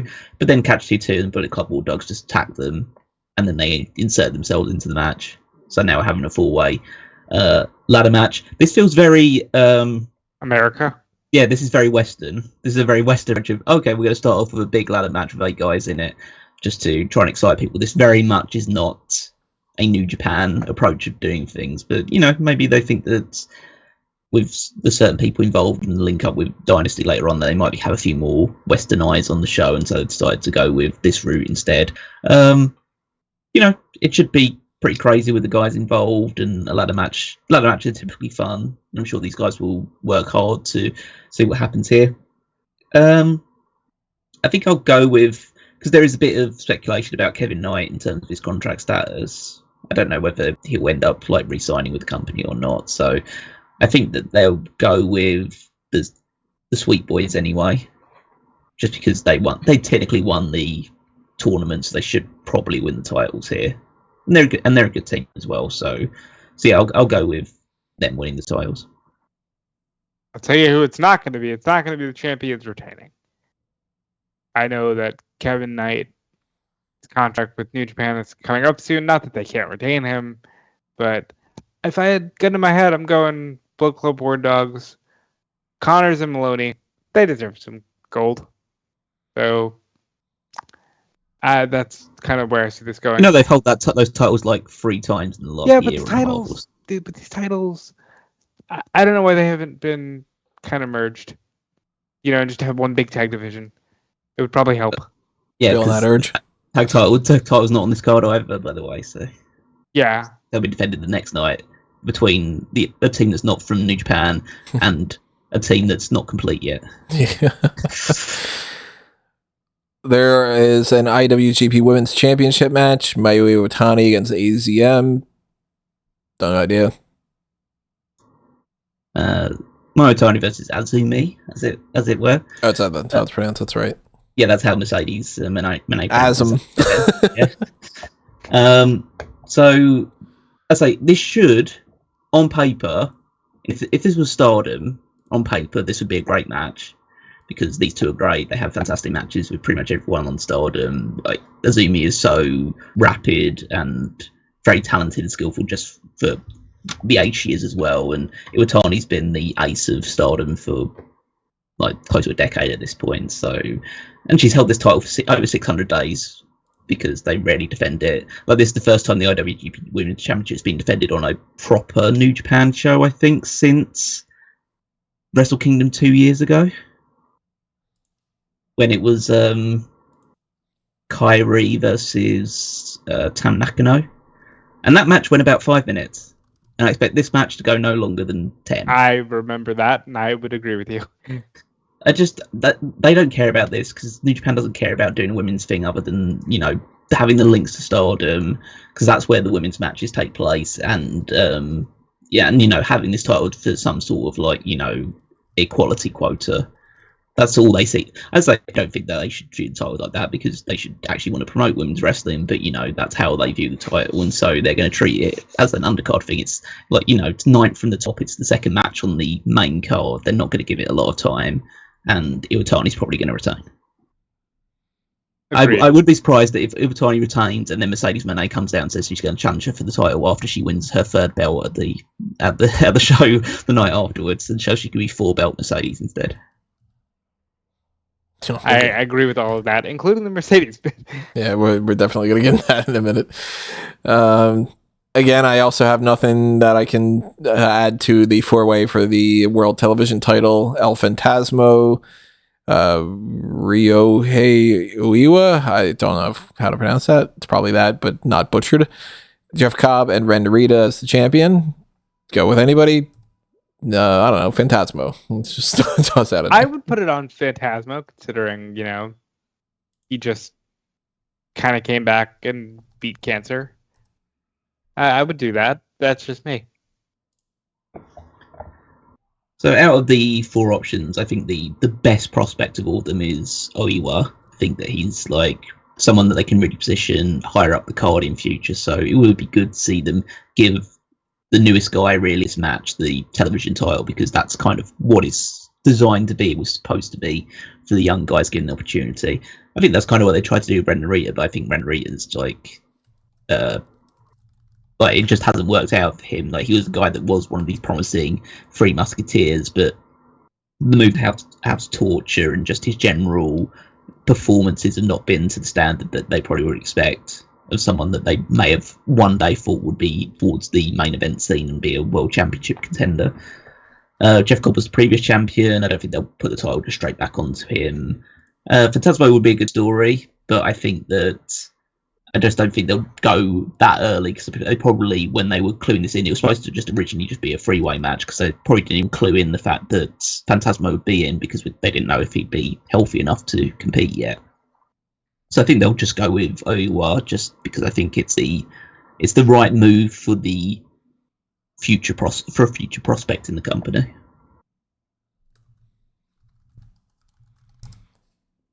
Switch it over to a lumberjack match. Evil up against Hiroshi Tanahashi, where if Tanahashi loses, he has to retire. Despite how he already announced that his retirement is going to be next year at Wrestle Kingdom 20. Well, yeah, that was the idea. So, the idea is that, like, he's announced that, and Evil wants to force his retirement before he wants to retire. So that's the whole story going into this match. Well, it's 2 stories. It's just Tanahashi's retirement, and then the other side of the story is it's House of Torture versus the rest of New Japan, essentially, because everyone is everyone in New Japan, storyline wise, is like sick to death of the House of Torture just getting involved in everyone's matches. And is there a stipulation where if Tanahashi wins, they disband? No, that's unfortunate. Yeah, so I assume they will continue, and they will just continue to do the same thing. I hope that this would be the beginning of the end for them, because, as I say, I think they suck a lot of my enjoyment out of New Japan. But, yeah, I mean, Hiroshi Tanahashi's going to win, because they'll build all next year's Wrestle Kingdom around his retirement and who his final match will be against. And I don't imagine the plan is for his final match to be against Evil.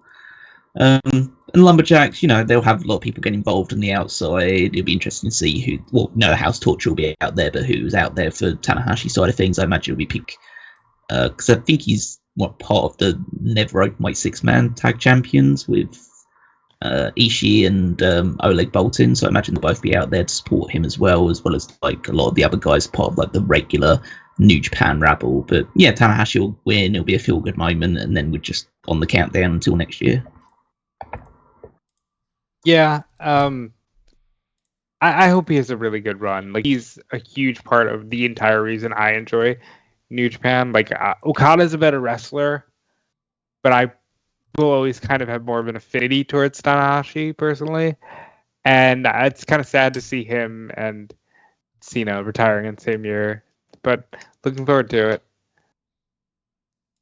Yeah, Cena going away. You got Tanahashi, you got Jarrett talking about that. You got Goldberg saying he wants his last match. Goldberg's his last match of this year as well. It's kind of a big year, it's one of those years where you're going to look and say, yeah, a lot of these people are starting to move on. Moving on to the winner takes all match for the never open weight championship and the AEW International Championship. Shingo Takagi has his belt. Konosuke Takeshita has his belt. I fully expect Takeshita. Yeah, Takeshita is not going to drop his international title here to Shingo Takagi, and that leads into the next night as well, because the winner of that match goes up against Tomohiro Ishii, which I'll just go ahead and say right now, Takeshita wins both matches. Yeah, I would agree with that statement. Yeah, I think that's the safest course of action. I just don't think that AEW would allow Takeshita to lose when he's in the midst of a push right now with that championship, and unless they have a deal to bring Takagi in for a short run where he just has a lot of great matches and then drops the title at Revolution or Grand Slam or something, I think that it's highly likely that we see Takeshita get the win. But that's good. And this definitely has a very good shout of being match of the night for Wrestle Kingdom. The only way I see that being a possibility with Takagi is if, I know that Sean recently reported it was going to be Takagi versus Swerve last year at Forbidden Door, and if this is some kind of like a give back, but I mostly just think Takeshita wins because he's great. We've got the singles match for the IWGP Junior Heavyweight Championship, Dookie against El Desperado. I have no clue. So this was the match like middle of last year where Dookie won the title. We beat Desperado for it, and so it's kind of like the rematch several months later after Dookie's defeated some other people in competition, like he's defended it against Taiji Ishimori and Master Wato and Kanemaru. So it's a case of the whole story with Dookie's reign has been, oh, he's going to lose to the next guy, and then he wins. He still holds on to the title. And it's not a case of like, oh, we want him to lose the title to the next one. No, it's a case of, I just expect him to lose because, you know, it's Dookie. Like, he's always been like a very lower level guy in every faction that he's been part of, and now he's the junior heavyweight champion. He's been so for a good number of months now. But the whole story has been, well, there's clearly another guy that they want to have be the junior heavyweight champion, but he just keeps retaining. And I guess the way the story would end would be like him just losing it back to kind of, at the moment, the perennial junior heavyweight champion in Desperado. It would be fun to see him just retain and just continue the story for a little bit longer, but I imagine they'll put the title back on Desperado. Yeah, I'd go Despy here. I mean, I don't have too much of an investment in this particular division right now, so I'm not going to be heartbroken if he doesn't win, but I can see him just recapturing the belt. Another belt on the line. So many belts. IWGP Global Heavyweight Championship, David Finlay against Yota Tsuji. Please put something on you. Please. I still want to support this man. Like, please put something on Yota Tsuji. Both are wrestling on the next night. David Finlay is going up against Brody King, and Yota Tsuji is going up against Jack Perry.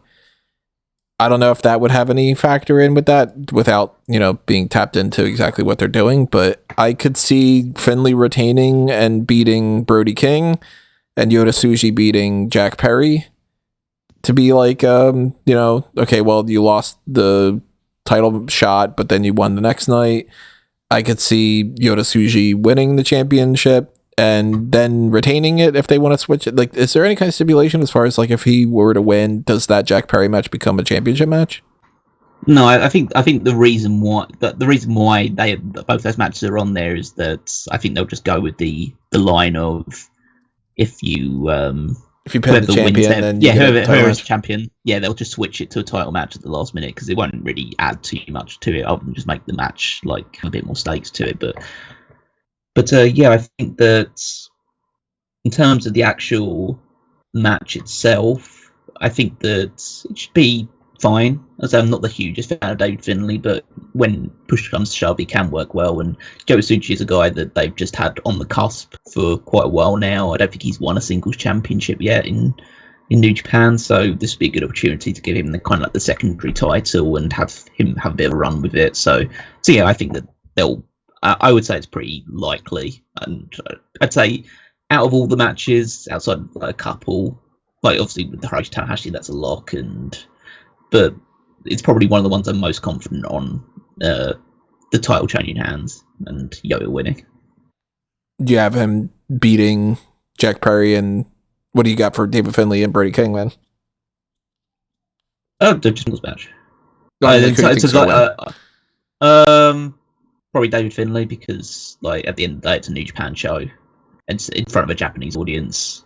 They probably don't know who Brody King is, or like they'll probably like Brody King because just of his size and build and his power. But like, I don't think AEW will lose any sleep of Brody King losing a match to David Finlay in Japan.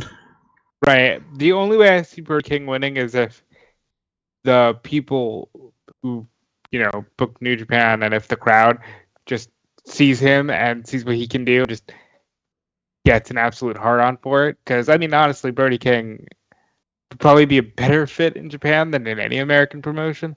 And that includes me saying I love what he does in AEW. But that dude is built for a monster gaijin run in Japan. What's the other match? Oh, yeah, and I imagine Jack Perry will probably lose. There's Tetsuya Naito against Hiromu Takahashi. No clue. I guess go Naito, because I don't follow any of this, so I don't know. I'd like to see Takahashi. As far as I know, Takahashi's on a winning streak or something. Well, I'd like to see Takahashi beat him. They should be fighting for the tag titles, but there's no tag titles to fight for, so they're going to fight each other. I'd like to see Takahashi win, and kind of like the beginning of the passing of the guard as, Okada's moved on, Tanahashi's retiring, Naito, should probably lose here. That's the way I see it. Yeah, so anyone who follows New Japan knows that this is the actual main of the show. This was the draw of the show, was Naito versus Hiromu Takahashi, because they're both in the same faction for a really long time with LIJ. This is the first time ever matchup between the two of them. Obviously, they won the tag league together, and so they will get a shot at the tag titles in the future. And yeah, but the sad thing is, I think this match has come about 4 or 5 years too late. Mm-hmm. In the fact that Naito is just on fume at this point. He's just on wobbly knees, and he's had like multiple eye surgeries over the last year as well, so he's just struggling in general. Hiromu still can pull off really great matches, and I imagine they'll both like want to pull it off because it's Wrestle Kingdom and they're facing each other in this first time ever matchup. But Hiromu is more hit and miss than he used to be, and I imagine a lot of the crazy stuff that he did in the past decade has played havoc on his body a little bit to make it more difficult to pull it out when he needs to. But yeah, this is the reason why this would be the match that everyone's most invested in. And I think that it would make sense for Hiromu to win, and then that could be his gateway from a junior position into the heavyweight thing again, saying that probably should have happened at least 3 or 4 years ago. But if they wanted to hold off on that and do that now, then that could be a way of doing it. Could be a way of also like almost like symbolically passing the torch or leadership of LIJ over to Takahashi, or could start like these two as a tag team, and if they do win the tag team titles in the future, then could be the start of like a fracture between them, and then they have another match down the road where one of them is separated out from LIJ and is a definitive heel rather than the babyface thing they've got right now. So, but yeah, I think the most interesting one would be Hiromu winning. And the main event of, at least we kind of been bouncing around a little bit here and there, but the main event of the first show, Wrestle Kingdom, is Zack Sabre Jr. defending the IWGP World Heavyweight Championship against Shota Umino, who is also going to wrestle. They're both of them going to wrestle on night 2, but different, stakes for different things. I fully expect Zack Sabre Jr. to retain. The only way that Zack Sabre Jr. doesn't retain, barring injury, is if Jon Moxley wins the Rambo and then just replaces Claudio tomorrow night and just kills Shooter and just wins the IWGP World title. That's about the only way I see any of that happening. Yeah, so just from like the outsider's perspective, I think that this is probably the coldest main event. I would say, go so far as say in Wrestle Kingdom history, because there was times when Wrestle Kingdom was starting off with the company was just in a bit of dire straits. So, but it's definitely one of the least anticipated in a long time. I think that Shota doesn't have a huge amount of credibility going into this. They've tried to. He's built up a little bit since getting the opportunity, but there is a great deal of like apathy towards him in general.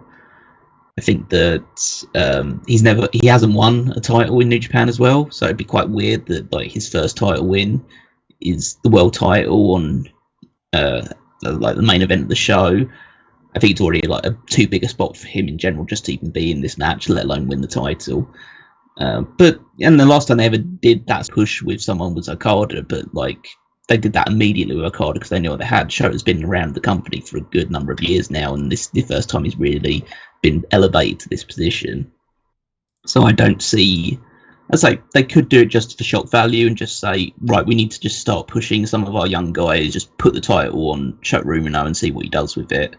So, because at the end of the day, Zack Sabre Jr. is not a high-drawing champion either. He's not like a long-term solution for New Japan. He's in more advanced years now and early signs of the early defenses. So, he's going to you're always going to get a great match out of Zack Sabre Jr., but he doesn't like draw crowds and he's not going to make money as a champion. So, but I don't think Shota would do that either. So at the end of the day, you've got two people that probably shouldn't be the world champion fighting for the world championship. And I think Zack will retain because it's a more interesting matchup the following night in terms of, like, if one of these two is going to be fighting for the IWGP World title or defending it on Wrestle Dynasty, then his match is the more interesting one for it to happen in.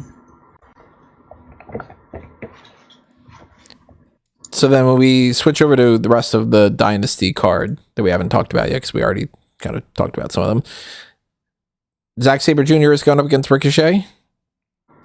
Again, if the belt suddenly gets put on the line or something, that might change some things or whatever. And Shota Umino is up against Claudio Castagnoli. I am just assuming Zack Sabre Jr. beats Umino, Zack Sabre Jr. beats Ricochet, Shota Umino beats Claudio, and then we get a Shota versus Moxley thing somewhere down the line. Is the Ricochet match not presumed to be a title match? Well, because we don't know if Zack will be a champion at this point. Right, okay. But I would presume that's still your world title match. And yeah, I also presume Ricochet is probably not winning. But he seems a lot more threatening after his attack on Swerve this past week. So that's at least good and should be a match on a night that's set to have a bunch of fun matches. And I'm going to say Shooter beats Claudio. Yeah, I think that I don't think there'd be things that could anger New Japan fans that are already upset with AEW more than after last year having Jon Moxley hold the title hostage for about 4 or 5 months. To see one of their guys lose the title to a guy who's kind of upper mid card guy in AEW, who when they last saw him in the company was a junior heavyweight. So I imagine that if it is a title match, Zack Sabre Jr. will retain and beat Ricochet. I think either way he'll beat Ricochet. Shota versus Claudio is a bit more like up in the air because Shota doesn't have the title. Then there's every idea that Claudio gets victory because I think they kind of like him in New Japan, and I think that it could build up the story of Shota's let himself go or he's fallen away from what the potential that Jon Moxley saw with him, and Claudio could be there to expose that for him, and then he has to fight back and get another opportunity against Claudio in the future and then work his way back up to Moxley. But they might just say, okay, well, he lost the match or he loses the main event, let's just try and get his heat back a little bit and have him get a victory over Claudio, because again, Claudio's not a guy that AEW is going to say he can't lose right now, because he absolutely can. So yeah, I think that I think they'll probably go with Shota winning. So the 2 matches on the pre-show, one of them is going to be the Sons of Texas, Sammy Guevara and Dustin Rhodes, defending the ROH World Tag Team titles against the House of Tortures, Sho and Kanemaru. I am expecting Dustin Rhodes and Sammy Guevara to win that. Yeah. Yeah, as I say, it'll be a bit of a a weird match. I assume there'll be tons of interference or like attempting to use weapons and stuff like that. I imagine at one point Kanemaru will go for his classic like whiskey spray in the face, and instead Dustin will take it and spray whiskey in his face instead. So yeah, I think the Sons of Texas will win. The other match is the International Women's Cup final. It's a 4-way match for each person representing a different company. Athena for ROH, Momo Watanabe for Stardom, Persephone for CMLL, and Willow Nightingale for AEW. Now, maybe I have the wrong impression of this. Maybe I'm, reading things wrong or whatever. This is for a championship match of whatever they choose, correct? Like Athena, for instance, could win, and it doesn't mean that she would have an ROH championship match because she's already the champion, that she could fight for the CMLL title.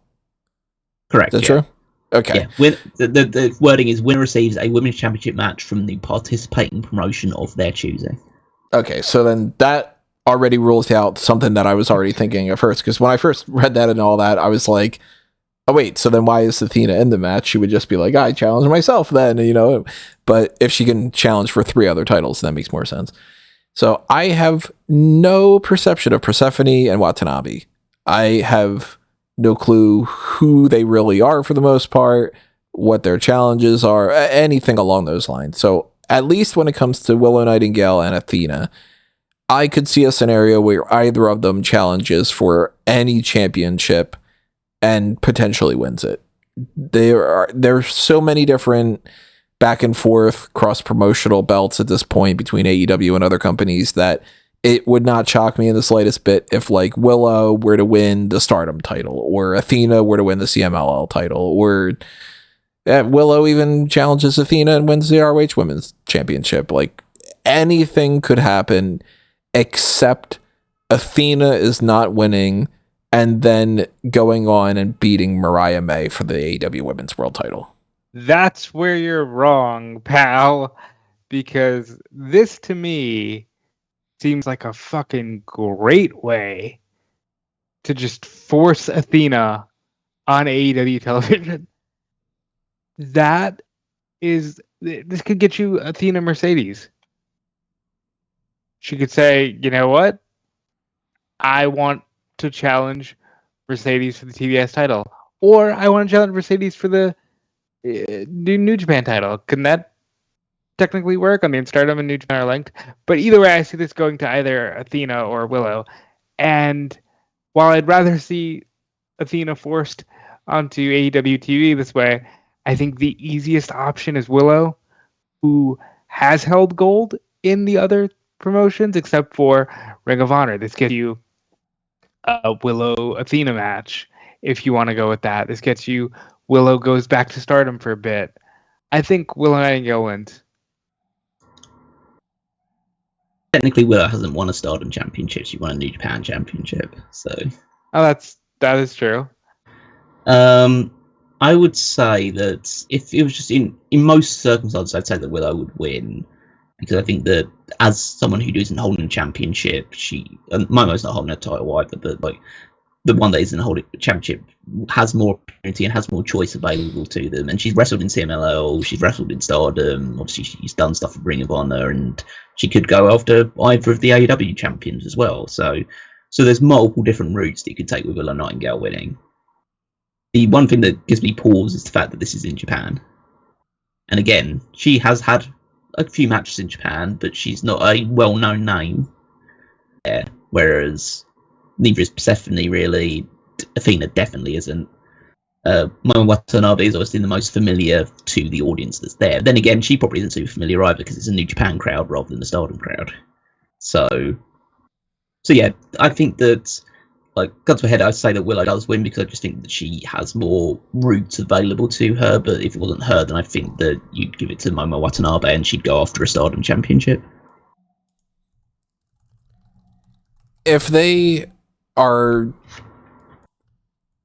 I'll put it this way: if they are going to do what I think they're going to do with Mercedes Moné and Mina Shirakawa, that is a winner-takes-all match for the Strong Women's Championship and the Undisputed British Women's Championship. Again, I don't know what's happening when it comes to this British Championship and whatever. If Mina Shirakawa comes to AEW, I would assume she doesn't have as much pull in this match as if she were to stay in like Stardom or something. And I could very well see this being Shirakawa wins the strong title and it frees up Mercedes. But I could see Mercedes just being a triple champion. And I don't think like a Willow or whatever is going to end up getting involved in the Mercedes side of things. So on that front, I mean, for the Shirakawa and Mercedes match, I don't know. Every time I say that there's a chance for Mercedes to lose something, she doesn't. So I'm going to just say Mercedes wins another belt and that she's completely immune to the whole International Cup thing too. I think she should win. She's finally on a roll. I wouldn't stop now. Like, she, after debuting, was it 2 years ago in Japan before getting hurt and all that? She's finally like hitting a stride again, and I'd like to just see it continue. Yeah, I'd say that they've. When I mentioned beforehand, like people like Brody King and Claudio Castagnoli, people like AEW not really caring if they win or lose their matches. I think that they very much care if Mercedes Moné wins or loses the matches. They're very much pushing the fact now that she's been undefeated since she joined AEW. Mm-hmm. So they want to make sure that the first loss that she suffers is going to be when she's like doing an AEW show, wherever that ends up being, or whoever that ends up being against. I think they will continue this belt collector gimmick because I think there's a good chance that she utilises that and she continues to gather more belts in other promotions and other places as well in the build up to her eventually challenging for the world title. So I think that would just be the whole story. It's just like she just wants every belt and she's just going to keep racking them up. She's basically going to do the belt collector gimmick that Kenny Omega did a couple of years back and just do it on steroids, really. Just like by the time that she challenges, I don't know, Toni Storm for the women's world title, she'll have like 6 belts in her collection already. I do the whole Ultimate Dragon stuff. Mm-hmm. Kurt Angle did it. Austin Aries did it. Like they just every once in a while somebody does the belt collector thing, and they reach a point where you just can't carry them. Oh yeah, eventually you just have to start losing, and like you say, she'd lose one of the big titles, and then she would just start. Then dominoes would start to fall. But I think that that's the route that they're planning on taking right now. And as Rob says, like she's on a roll in ring right now. I don't know whether this match will be at the same standard as the matches that she's had with Chris Statlander and Hazuki recently, because Mina Shirakawa isn't the same caliber of wrestler. She's good, but I just don't think that she's at the same level. I also don't think the crowd reaction to this will be pretty strong either, because again, I just don't think that either of these two is super over to a New Japan crowd. Maybe Mercedes slightly more than Shirakawa. But, yeah, so I think that Mercedes will get the victory and hold another belts and her route to winning more belts. Then we got an 8-man lucha gauntlet for New Japan wrestlers and for CMLL wrestlers that have not been announced, so... I'm just gonna gun to my head. Winner, Echiseto. I don't know. Is he in it? Who knows? But I'm gonna say he wins it. Again, it very much depends on who's involved in it. If it's like a lucha gauntlet match, you imagine the New Japan wrestlers will be like at least slightly clued up on lucha stuff, but I don't know which ones would be the best fit for it. Maybe some people from the junior heavyweight match, like Kevin Knight or Francesco Akira and stuff like that. Just again, I imagine this is more like for the smaller wrestlers. I mean, I think if it's in it, then you probably just have Mystico win. That's also a good option. Could be almost anybody because we don't even know a single person who's in there. And then, as far as I'm aware, it's not for anything, right? Like, no, it's just a show. It's just a showcase. I mean, literally, like, it's supposed to be like a joint promotion thing with like loads of different ones. This is the only other match outside of the women's international full weight that CML wrestlers are actually going to be involved. So there's also Kenny Omega versus Gabe Kidd. I am expecting Kenny Omega to win his return match. There's also, he says, should be the main event of the fucking show. But it is the main event of the show. Really. It better be it should be the headlining match on the show. And honestly, I'm not sure if Kenny Omega wins, But I gotta tell you, I watched that press conference between Kid and Omega this morning, and not gonna say he buried his company, but he certainly made it sound like, yeah, fucking New Japan's the best. And by the way, I'm the reason you're the best. But this is the best company. If this is my last match, I have it here, which I just thought was a weird thing to say. And I'm gonna say Omega wins, but Kid is put on the map even more. Yeah, I'm quite interested to see how they play this match because obviously Kenny's been out injured for over a year now, or around about a year, and that they will lean into that with the idea that he's going to be rusty, he might not be 100%, and so Gabe Kidd will be able to take control with certain aspects, but I don't think there will be like a deliberate drop in quality because Kenny just has too much pride in his work to allow that to happen. He wouldn't be taking on this match if he wasn't ready to go. But that does open up the door of like him just not being up to it and having Gabe Kidd win. If New Japan has like real designs on Kidd being the top star moving forward, then I think that having him beat Kenny Omega on the show and then just launching him to the stratosphere, because that could be like the young up and coming guy who say, okay, that's the guy that we want to make a world champion and make a big deal out of moving forward. So I think there's a good chance of him with Rambo. But because then if you have him do that and then beat Kenny Omega, even if you did that and lost Kenny Omega, you like feel okay, this like he's a real like top level guy moving forward. I also think that there's a very, very strong chance that by Wrestle Kingdom next year he's soon to be hopping on the flight to AEW or WWE potentially. I think WWE might be a bit of a stretch considering the language that he uses. He'd really have to tone that back. He's like Ospreay with Tourette's essentially. So I don't know how he'd really translate on a more PG product. But yeah, I think the likelihood is they'll have Kenny win because he's got a collision course with Okada moving forward. They want to put on a show. This would be a good way of just the crowd will be happy to see him and see him win. So yeah, it's the simplest route to take.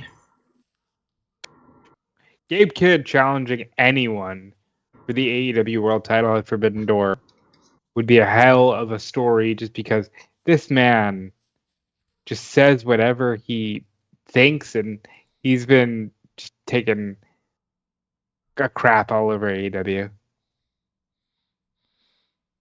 And last match for us to talk about here, the tag team match for the vacant IWGP tag team titles. Young Bucks are up against Great O'Khan and question mark. My God, will Omos be in two companies at once? It'd be pretty funny if that was the person they put in there. So before you ask, because you imagine that we might have some suggestions, I literally haven't got a fucking clue who this the second guy is going to be. Because if it was someone who's part of United Empire already, like whether it's just like they just decided to throw Jeff Cobb into this to fill in the spot because he used to be a tag team with Great O'Khan anyway, or it's TJP or Francesco Akira or someone like that, then I don't see the reason why they're not going to just announce that ahead of time, because it's not a big enough surprise to be like, oh, this guy's here, and that's crazy. If it's Will Ospreay, that would be crazy, because technically he might still be part of United Empire and he just shows up this show and just does it, in which case why wouldn't you announce the fact that you got Will Ospreay on this show? But I also think that Ospreay is maybe distancing himself a little bit from New Japan before he comes back later on. I think he doesn't want to just like muddy the waters too much right now. I mean, even this match at Forbidden Door was against another AEW guy, so he doesn't seem to be mixed too much up with AEW, well, with New Japan right now. Yeah, outside of that, I have no idea who's either available or who would work well with O'Khan. Because O'Khan's such a kind of weird character in himself. Like, as I say weird, I don't mean that as a bad thing. Like, he's just a bit unique and a bit quirky. So I don't really know who kind of fits his vibe to be a tag team with him. But regardless of who the second person is, I think that the Bucks are going to win titles here. I would go so far to say that, and I heard like people talk about this as well, so it's not like my original thought, but it does make a lot of sense. The Young Bucks win the titles here and then drop it to Naito and Hiromu the very next night at the New Year's Dash show. That's fun. I like that idea. I'm just going to assume that the Young Bucks win, because if they're there and there's this real, fired up kind of energy to be like working with New Japan again and all, they're probably bringing them in to specifically win those titles, not to just wrestle and lose. But I don't know. I mean, the TBA could be anybody. Yeah, I don't think that there's a super fired up energy for them. I think they would just paid a lot of money to do this, and so just agreed to do it. That's part of the reason why I think they'll just lose the titles the night afterwards, because they'll just go, oh yeah, we've been to Japan now, and we've done this, and we'll just be here for 2 nights, and then we'll head off back home, where we don't appear on our actual promotion. But yeah, and also I feel like it'd be quite weird for them to win titles and then to come back to AEW after after them leaving because they just wanted to escape the Death Riders. Just come back and say, hey, we've got title belts now. Seems a bit like the wrong attitude for them to come back with. They should come back with it might be, we might see a sign of it here, because they might change their gimmick back or revert back to more of what the old Young Bucks were, rather than the Matthew and Nicholas Jackson gimmick. But we have to see, maybe this is the opportunity for them to either revert back to their previous personas or to develop entirely new characters for the future. So that would probably be almost more interesting to me than just them winning the titles in the first place. It's just to see if there's any sort of change in their dynamic. I think that's it for all of that. I don't think that there are any other things that I'm missing. If there are, of course, then sorry. But here's the game plan that I've got when it comes to these shows. So I am going to try my absolute best to be watching both of them and to be doing live coverage on the wrestling news for them and trying to pay as much attention as I can to that. But I can't promise that I will, because I could very well see myself in a scenario, especially when it comes to Wrestle Kingdom. Look, this pre-show starts at 2 a.m. and I am the type of person that, used to be pretty easy for me to just stay awake for 24 hours and not think anything about it. I'm, 37 and a half years old. I can't do that quite as much anymore. And I could see myself falling asleep at the fucking 4 or 5 hour mark of this or something. I have no plans on doing a post show for either of these shows, no matter what. If I am awake, if I'm super cognizant of my awareness or not, we will talk about anything that we want to talk about afterward in some kind of hot tags thing.